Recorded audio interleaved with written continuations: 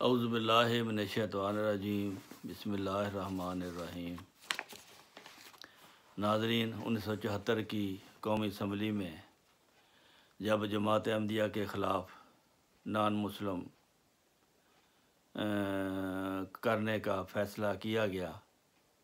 اس سے پہلے اسمبلی کو اپنے مسلمان ہونے کا یقین دلانے کے لیے اپنی تعلیم، اپنا یقین اور ایمان، جس قسم کا ہمارا اسلام تھا، جس تعلیم پر ہم عمل کرتے تھے اور یقین رکھتے تھے، وہ ان کو تحریری طور پر بھی دیا گیا اور زبانی بھی ان کو بتایا گیا کہ ہم یہ یقین رکھتے ہیں، اگر یہ یقین رکھنے والا آدمی غیر مسلم ہے تو پھر اس کے آپ ذمہ دار ہیں۔ خدا تعالیٰ کی عدالت میں پھر آپ نے جواب دینا ہے۔ قوم پر جو اس کا برا اثر پڑے گا یا ملک پر اس کا برا اثر پڑے گا یا مسلمانوں کی بدنامی کا یہ باعث ہوگا، تو اس کے ذمہ دار پھر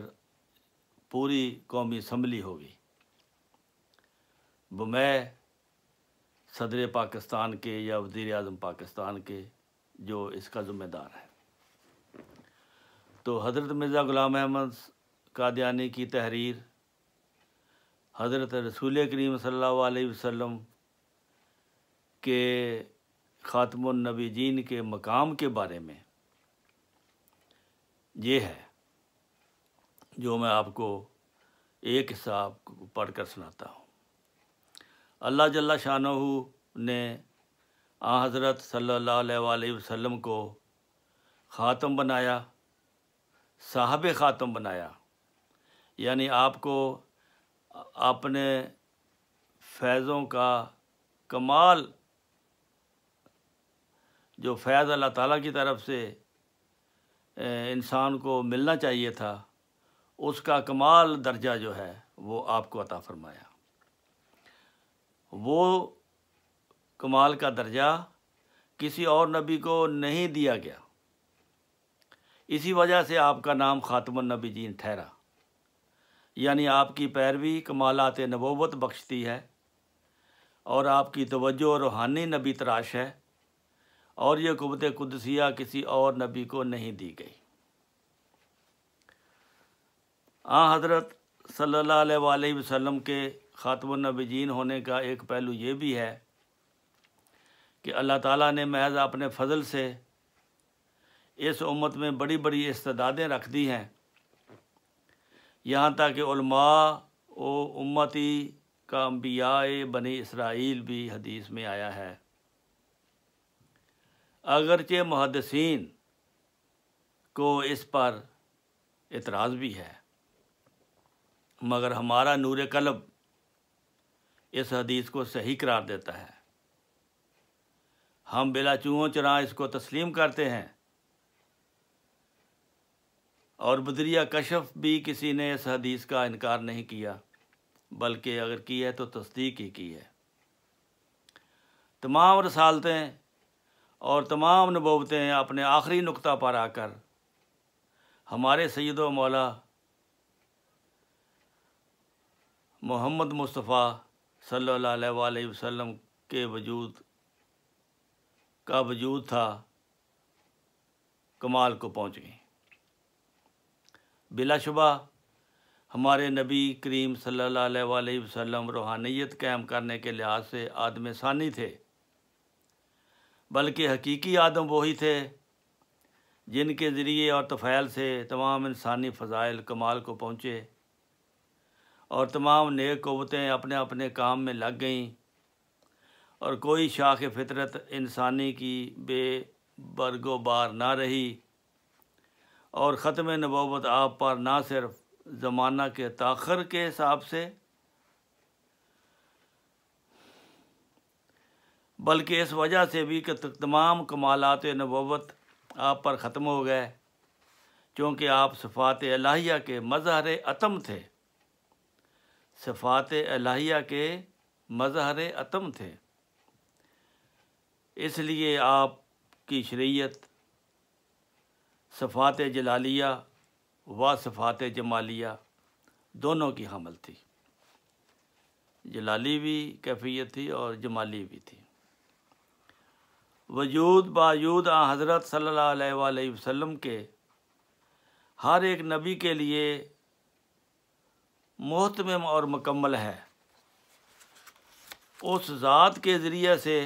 جو کچھ امر مسیح اور دوسرے نبیوں کا مشتبہ اور مخفی رہا تھا، وہ چمک اٹھا۔ خدا نے اس ذات مقدس پر انہیں مانو کر کے وحی اور رسالت کو ختم کیا کہ تمام کمالات اس وجود پر ختم ہو گئے۔ وَهَذَا فَضْلُ اللَّهِ يُؤْتِیہِ مَن یَشَاءُ۔ جس کامل انسان پر قرآن شریف نازل ہوا اس کی نظر محدود نہ تھی، اس کی عام غمخواری اور ہمدردی میں کچھ قصور نہ تھا، بلکہ کیا با اعتبار زمان، کیا با اعتبار مکان اس کے نفس کے اندر کامل ہمدردی موجود تھی۔ اس لیے قدرت کی تجلیات کا پورا کامل حصہ اس کو عطا کیا گیا اور وہ خاتم النبیین بنے، مگر ان معنوں سے نہیں کہ آئندہ سے کوئی روحانی فیض نہیں ملے گا، بلکہ ان معنوں سے کہ وہ صاحب خاتم ہے، بجوز اس کی مہر کے کوئی فیض کسی کو نہیں پہنچ سکتا۔ یعنی صاحب خاتم سے مراد یہ ہے کہ اس کی اجازت اور اس کی مہر سے، اس کی تصدیق سے روحانی درجات آگے ملیں گے۔ وہ کون سے درجات ہیں؟ وہ نبی ہیں، صدیق ہیں، شہید ہیں اور صالح ہیں۔ اس کی امت کے لیے قیامت تک خدا تعالیٰ کے ساتھ مکالمہ مخاطبہ یہ جاری رہے گا، اور بجوز اس کے کوئی نبی صاحب خاتم نہیں۔ اس کے علاوہ کوئی بھی نبی صاحب خاتم نہیں ہے۔ سب آئے اور اپنا وقت گزار کر، اپنا وقت پورا کر کے، اپنی شریعت جہاں تک ان کو اجازت تھی کر کے وہ چلے گئے۔ جو ہمیشہ کے لیے رہنے والی یہ شریعت ہے، ہمیشہ رہنے والا یہ نبی ہے، اس کی اتباع میں اگر کوئی روحانی درجہ ملے گا، خواہ نبی ہو، خواہ صدیق ہو، خواہ صالح ہو، شہید ہو، وہ اس کی اتباع اور اس کی اجازت، اس کی مہر کے بغیر نہیں ملے گا۔ یہ ہے جماعت احمدیہ کا عقیدہ حضرت رسول کریم صلی اللہ علیہ وسلم کی ختم نبوت کے بارے میں۔ اس لیے یہ بھی ضروری ہے کہ اس کو ملے گا جو امتی ہو۔ امتی ہونا لازمی قرار دیا گیا ہے۔ یہ نہیں کہ پچھلی امتوں سے کوئی بندہ آ کر کہے کہ مجھے یہ چاہیے، نہیں، وہ امتیں ختم ہو چکی ہیں اور اس کے تمام افراد اور نبی وہ فوت ہو چکے ہیں، اور اس کی ہمت اور ہمدردی سے امت کو ناقص حالت پر چھوڑنا نہیں چاہا اور ان پر وحی کا دروازہ جو حصول معرفت کی اصل جڑ ہے، وحی جو ہے وہ اس کے بغیر معرفت انسان کو مل ہی نہیں سکتی۔ یہ جڑ ہے اس کی حصول معرفت کی، جس کو بند کرنا یہ گوارا نہیں تھا۔ اپنی ختم رسالت کا نشان قائم رکھنے کے لیے یہ چاہا کہ فیض وحی آپ کی پیروی کے وسیلہ سے ملے گا، کہ اگر وحی ملے گی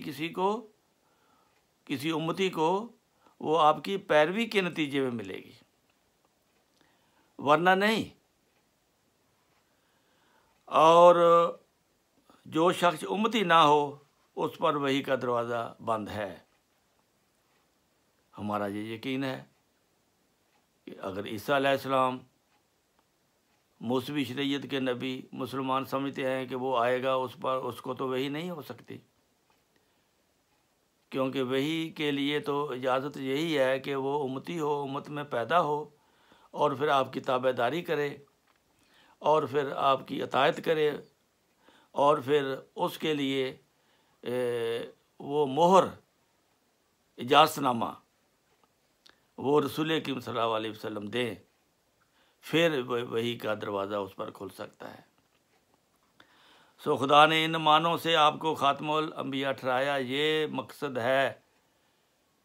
آپ کے خاتم النبیین ہونے کا۔ یہ عین نبی کریم صلی اللہ علیہ وسلم کی شان کے مطابق ہے یہ عقیدہ، اور ہم دیکھتے ہیں کہ یہ 100% عملی طور پر بھی پورا ہوا ہے، کیونکہ پہلی صدیوں میں جتنے مجدد آئے ہیں انہوں نے بھی یہ دعویٰ کیا ہے، مکالمہ مخاطبہ اللہ تعالیٰ سے باتیں کرنے کا، کشوف کا، انہوں نے بھی پیش گوئیاں کی ہیں اللہ تعالیٰ سے خبر پا کر۔ تو یہ سب وحی الہی کا نتیجہ ہے، اور آپ کو خاتم الانبیاء جو ٹھہرایا گیا ہے وہ قیامت تک یہ بات قائم ہے۔ جو شخص سچی پیروی سے اپنا امتی ہونا ثابت نہ کرے، آپ کی تابع داری نہ کرے، اپنا تمام وجود محو نہ کرے، ایسا انسان قیامت تک نہ کوئی کامل وحی پا سکتا ہے، نہ اس کو کوئی کامل الہام ہو سکتا ہے، کیونکہ مستقل نبوت حضرت صلی اللہ علیہ وآلہ وسلم پر ختم ہو گئی، اور ذیلی نبوت جس کے معنی محض فیض محمدی سے وحی پانا، وہ قیامت تک باقی رہے گی، اور ہے تا انسانوں کی تکمیل کا دروازہ بند نہ ہو، کیونکہ وحی آئے گی تو اللہ تعالیٰ سے انسان خبر پا کر انسانوں کی اصلاح کر سکتا ہے۔ حضرت صلی اللہ علیہ وسلم کی ہمت نے قیامت تک یہی چاہا ہے کہ مکالمات اور مخاطبات الہیہ کے دروازے کھلے رہیں، اور معرفت الہی کا جو مدار نجات ہے وہ مفقود نہ ہو جائے۔ اگر وحی نہیں آتی مولویوں کے بقول، تو پھر نجات کیسے حاصل ہوگی، رہنمائی کیسے ہوگی؟ اس طرح جس طرح کہ 14ویں صدی کے علماء کا یہ حال ہے اور ان کی امت کا یہ حال ہے۔ اس لیے آج یہ امت جو ہے اس انکار کی وجہ سے دنیا میں ذلیل و خوار ہو رہی ہے۔ چھوٹا سا اسرائیل ہے جس نے 57 ملکوں کے مسلمانوں کو آگے لگایا ہوا ہے، کسی کی جرت نہیں ہے اس کے خلاف کوئی بات بھی کر سکے۔ تو یہ ہے جماعت احمدیہ کا ایمان، کہ اگر آپ اس پر ایمان لاؤ گے، اللہ تعالیٰ وحی کے ذریعے آپ کی مدد کرے گا،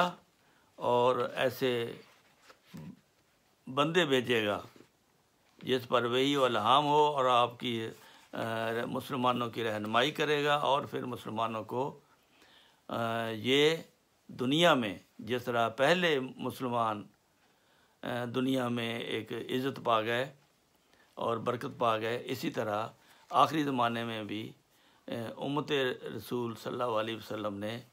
اس وحی اور الہام اور نبوت کے ذریعے اس برکت سے آپ نے پھر دنیا میں غلبہ حاصل کرنا ہے۔ وآخر دعوانا الحمدللہ رب العالمین۔ انشاءاللہ آئندہ باقی۔